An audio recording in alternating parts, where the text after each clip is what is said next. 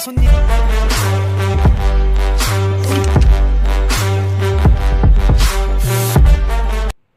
Baik, Assalamualaikum warahmatullahi wabarakatuh. Terima kasih atas kesempatannya. Perkenalkan, nama saya Dila Anggani Dewi dengan NIM 2019-210094. Baik, di sini saya akan mempresentasikan yang pertama. Apa saja sih bahan dari bakso ini? Bahannya adalah 500 gram daging sapi segar tanpa dicuci, buang uratnya dan iris daging tipis-tipis. Nah, yang kedua ada 1 sendok makan garam kasar. Selanjutnya ada setengah sendok teh poli powder. Selanjutnya juga ada 50 gram putih telur. Selanjutnya ada 225 gram es serut. Selanjutnya ada 1 sendok teh penyedap rasa. Selanjutnya ada 1 siung bawang putih dihaluskan. Selanjutnya ada setengah sendok teh merica bubuk. Ada juga setengah sendok makan bawang putih goreng. Dan ada juga setengah sendok makan bawang merah goreng. Dan yang terakhir adalah 100 gram tepung sagu. Baik, selanjutnya saya akan mempresentasikan tentang mengapa sih pengusaha ini kok pada akhirnya memilih usaha bakso untuk didirikan. Nah, karena pada waktu itu sesuai yang sudah kami survei, itu bapak beserta istrinya itu mendirikan usaha bakso ini dikarenakan pada saat itu di daerah sana itu masih belum ada yang banyak menjual bakso. Jadi bapak dan si istri berinisiatif untuk mendirikan usaha bakso ini, dan juga beliau ingin menambah suasana baru gitu. Jadi juga tempatnya strategis, jadi kayak nuansa baru. Jadi kayak bakso kan selama ini di sana belum ada, jadi menambahkan cita rasa baru tentang bakso seperti itu. Baik, selanjutnya saya juga akan mempresentasikan tentang siapa sih pendiri bakso ini. Nah, pendiri bakso ini adalah Bapak Agus dan juga istrinya. Dan saat ini usaha bakso ini telah memiliki 2 pegawai yang tetap.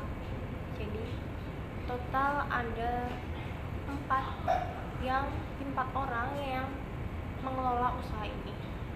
Bapak Agus dan istri dan juga 2 pegawainya. Baik, kesimpulan dari presentasi saya kali ini yakni adalah bakso merupakan salah satu makanan terfavorit atau terpopuler di Indonesia. Nah, karenanya sangat mudah ditemukan pedagang bakso dari desa hingga kota, mulai dari pedagang keliling, kaki lima hingga restoran. Nah, perputaran ekonomi bisnis bakso bukan hal yang bisa dianggap remeh. Ratusan pedagang gerobak bakso dalam satu kota mampu menghasilkan omset dari ratusan ribu per hari sampai ratusan miliar tiap hari. Bakso juga bukan lagi sekedar makanan ala kaki lima. Hingga kini bisnis bakso telah berkembang dan beralih menjadi bisnis restoran. Wah, seperti apa itu? Sangatlah mewah seperti yang ada di mall-mall seperti itu. Baik, seperti itu yang dapat saya sampaikan. Kurang lebihnya saya mohon maaf. Terima kasih. Baik, terima kasih atas kesempatannya. Nama saya Rizka Nuraini dengan NIM 2019-21070. Di sini saya akan menjelaskan tentang cara pembuatan bakso. Nah, untuk cara pembuatan bakso itu sendiri, yakni dengan cara memasukkan daging sapi, lalu bawang putih goreng, garam ke dalam blender, lalu kemudian digiling hingga sedikit lembut. Selanjutnya masukkan powder, putih telur, es serut, penyedap rasa, bawang putih, merica bubuk, bawang putih goreng, dan bawang merah goreng, giling sampai lembut. Lalu tambahkan tepung sagu, giling rata sampai lembut. Selanjutnya ambil sedikit adonan bentuk seperti bulatan, lalu masukkan ke dalam air hangat, lalu celupkan sendok untuk membentuk bakso ke dalam air agar adonannya itu tadi tidak lengket saat disendokkan. Lalu rebus bakso sampai matang dan tiriskan. Selanjutnya di mana usaha ini didirikan pertama kali, nah, dan juga kapan usaha ini didirikan. Nah, bakso ini merupakan bakso milik Bapak Agus. Nah, usaha warung bakso ini telah ada sejak lama dan berkembang di daerah Duku Kupang Timur nomor 50. Nah, alasan didirikannya usaha bakso ini yakni dikarenakan daerah tempat tinggal tersebut di sekitar situ itu banyak pemukiman masyarakat. Nah, dan dapat memungkinkan alternatif untuk membeli bakso terdekat, sebab di daerah sekitar sini juga waktu itu juga belum ada sempat menjual bakso. Jadi mulai dari situ mulai kepikiran membuka usaha bakso yang belum ada dan menjadikannya ada agar menambah nuansa baru. Lalu usaha bakso ini sudah didirikan 5 tahun silam, yakni sejak tahun 2015. Nah, usaha bakso ini memulai usaha warung bakso pertama kecil-kecilan, sehingga saat ini sudah lumayan besar. Namun tempat yang digunakan masih dari bangunan sewaan orang. Nah, pendiri bakso ini adalah pemiliknya sendiri beserta istrinya hingga saat ini. Hingga saat ini usaha bakso ini memiliki 2 karyawan. Sekian presentasi dari saya. Presentasi selanjutnya akan dilanjutkan oleh rekan saya. Assalamualaikum warahmatullahi wabarakatuh. Terima kasih atas kesempatannya. Nama saya Sanjay Baik, di sini saya akan menjelaskan mengenai klarifikasi biaya dari penjualan bakso. Nah, yang pertama yaitu ada daging sapi. Sapinya sendiri yaitu harganya 120, terus sapinya adalah kiloan. Jumlah unit yang dibutuhkan ada 5. Jadi untuk jumlah biaya sendiri ada 600.000. Nah, keterangannya yaitu sebagai bahan mentah untuk proses pembuatan bakso. Lalu yang kedua ada garam pasar, itu harganya ada 2.000, satuannya biji, dan jumlah unitnya yang dibutuhkan 1. Untuk jumlah biayanya yaitu 2.000. Keterangannya sama untuk proses pembuatan bakso, bahan untuk proses pembuatan bakso. Lalu yang ketiga ada poli powder. Nah, poli powder sendiri harganya yaitu 15.000 dengan satuan biji. Nah, yang dimana jumlah unit yang dibutuhkan yaitu 1, jumlah biayanya yaitu sama 15.000. Keterangannya juga sama untuk bahan proses pembuatan bakso. Lalu ada putih telur. Putih telur sendiri harganya 5.000 per kilonya, yang dibutuhkan yaitu 2. Nah, jadi totalnya yaitu 10.000.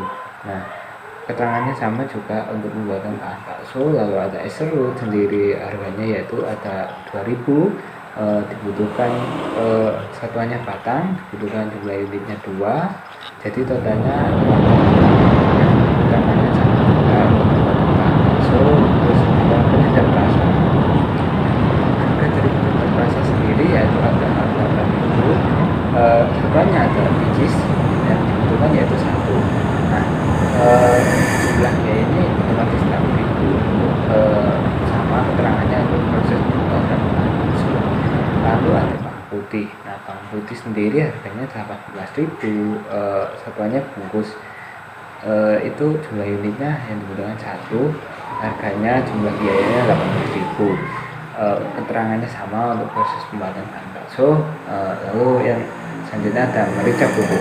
Nah, merica bubuk harganya itu 10.000. Nah, satuannya bungkus juga, terus jumlah unitnya dibutuhkan 1.